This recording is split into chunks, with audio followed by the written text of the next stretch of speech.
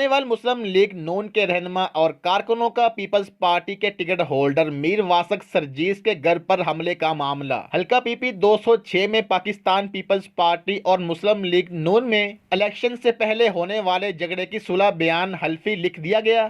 Pakistan Peoples party نے تھانہ city میں پاکستان مسلم لیگ کے رہنما عطا تارڑ سمیت 62 افراد پر مقدمہ درج کروایا تھا۔ پولیس نے مسلم لیگ نون کے کارکنوں کو الیکشن سے پہلے ہی رات کی تاریکی میں نامعلوم افراد کو نامزد کر کے پولیس نے گرفتار کر لیا تھا۔ صلح نامہ عدالت میں جمع ہونے کے بعد تمام مسلم لیگ نون کے گرفتار کارکنوں کو رہا کر دیا جائے گا۔ پاکستان پیپلز پارٹی کے امیدوار نے زیر دفاع 506 149 148 452 کے تحت مقدمہ درج کروایا تھا۔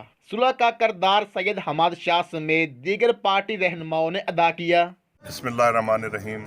جیسا کہ آپ سب دوستوں کو پتہ ہے کہ الیکشن سے پہلے مسلم لیگ نون نے میرے گھر پہ حملہ کیا تھا اور پورے خانے وال نے اس کی مذمت کی تھی، لیکن کیونکہ میرا تعلق پاکستان پیپلز پارٹی سے ہے، میں ایک جمہوری ورکر ہوں، تو میں نہیں چاہتا کہ میری وجہ سے کوئی بھی گناہ گار اور بے گناہ جیل میں رہے، تو میں ان سب کو معافی کا اعلان کرتا ہوں اور آج میں عدالت میں کھڑا ہوں اور ان سب کو عدالت سے فارغ کروا رہے ہیں۔ زندہ باد۔